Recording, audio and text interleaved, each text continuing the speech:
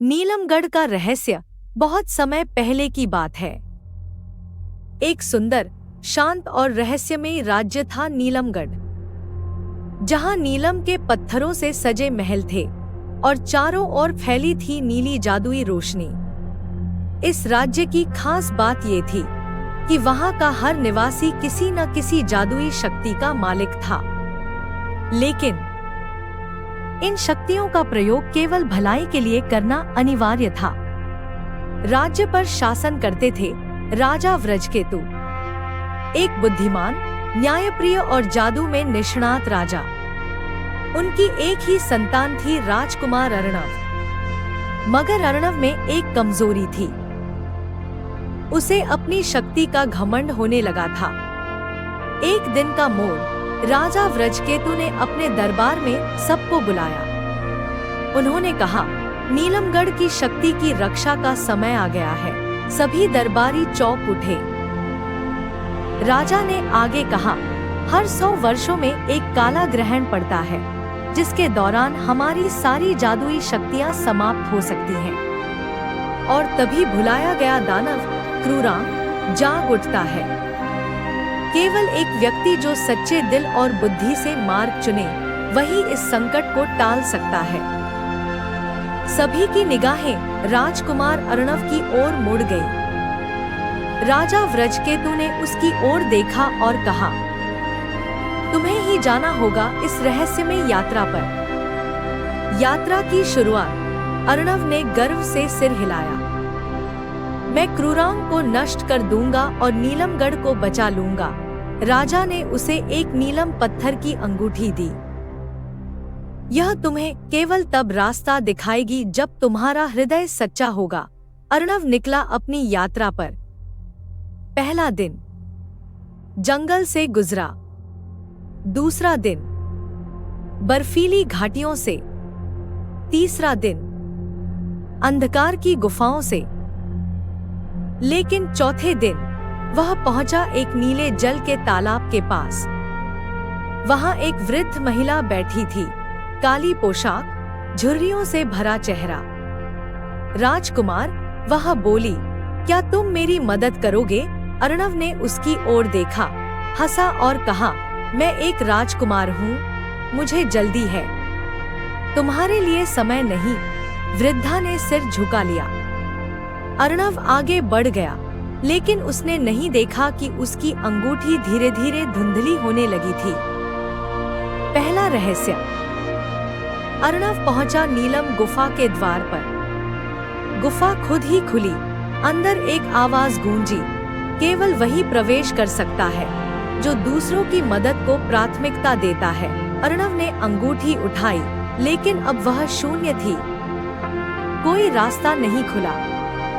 तभी पीछे से एक परिचित आवाज आई, शायद तुम्हें मेरी मदद अब समझ आए। वह वृद्धा वही थी, लेकिन अब वह जादूगरनी नीलवर्णा बन चुकी थी। राजकुमार, उसने कहा, तुमने पहले परीक्षा में असफलता पाई है। अर्णव ने झुककर क्षमा मांगी। नीलवर्णा मुस्कुराई और कहा, हर गलती के बाद एक अवसर होता है सुधार का। उसने अपना हाथ उठाया और गुफा का द्वार खोल दिया। पर अब से हर कदम तुम्हारे संयम, त्याग और करुणा की परीक्षा होगी। 3 दरवाजों की परीक्षा। गुफा के भीतर अर्णव को 3 दरवाजे दिखे। हर दरवाजे पर लिखा था एक शब्द, बल, मोह और धैर्य। पहला दरवाजा, बल। अर्णव ने खोला। भीतर एक राक्षस खड़ा था, ऊंचाई में 2 गज, आंखें आग की तरह। अगर मुझसे लड़ सकते हो तो पार जा सकते हो। अर्णव ने तलवार उठाई, पर तभी उसकी अंगूठी हल्की रोशनी से चमक उठी। एक आवाज आई, बल का सही प्रयोग संघर्ष नहीं, संयम है। अर्णव ने तलवार नीचे रख दी और कहा, मैं तुमसे नहीं लड़ूंगा। अगर रास्ता बंद है तो मैं वापस जाऊंगा। राक्षस मुस्कुराया और पीछे हट गया। पहला दरवाजा पार हुआ। दूसरा दरवाजा, मोह। भीतर अर्णव को दिखी उसकी माँ की छवि।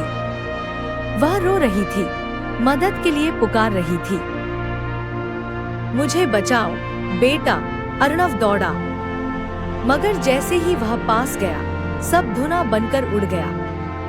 आवाज आई, मोह तुम्हें भ्रम में डाल सकता है, पर सच्चाई वही है जो तुम्हारी अंतरात्मा कहे। अर्णव शांत रहा, आंखें बंद की। दूसरा दरवाजा भी खुल गया, तीसरा दरवाजा, धैर्य। अर्णव अंदर गया, वहां अंधेरा था, कोई रास्ता नहीं दिखा। 1 घंटा बीता, फिर 2, फिर 3। अर्णव बैठ गया, आंखें मूंद ली। तभी रोशनी चमकी और दरवाजा खुल गया। नीलवर्णा की आवाज आई, तुमने तीनों परीक्षाएं पार कर ली, अब आखिरी सत्य जानने का समय है। क्रूरांग का जागना। अर्णव पहुंचा एक विशाल कक्ष में। वहां एक पत्थर की मूर्ति थी, डरावनी, भारी और स्याह। जैसे ही अर्णव पास गया, मूर्ति कांपने लगी। क्रूरांग जाग चुका था। उसकी आवाज गूंजी, क्या तुम मुझे रोक सकोगे बालक? अर्णव ने अंगूठी उठाई, अब वह चमक रही थी, नील प्रकाश से जगमग। उसने हाथ बढ़ाया और कहा, मैं नहीं लड़ने आया, मैं तुम्हें भुलाया गया सत्य याद दिलाने आया हूँ। तुम कभी बुरा नहीं थे, तुम्हें बस समझ नहीं मिली। क्रूरांग रुक गया, उसकी आंखों से आंसू छलक पड़े। मैं बस चाहता था कि मुझे भी कोई समझे। और फिर वह धीरे धीरे मिट्टी में बदलने लगा। एक फूल उसमें से अंकुरित हुआ, नील पुष्प। नीलमगढ़ में चारों ओर रोशनी फैल गई। ग्रहण समाप्त हो गया और अर्णव लौट आया। पहली बार विनम्र, सच्चा और जिम्मेदार बनकर। अंतिम मोड़ और शिक्षा। राजा व्रजकेतु ने अर्णव को गले लगाया। आज से तुम सच्चे उत्तराधिकारी हो। नीलवर्णा सामने आई और कहा, याद रखो राजकुमार, सच्ची शक्ति बल में नहीं, बल्कि आत्मनियंत्रण और करुणा में होती है।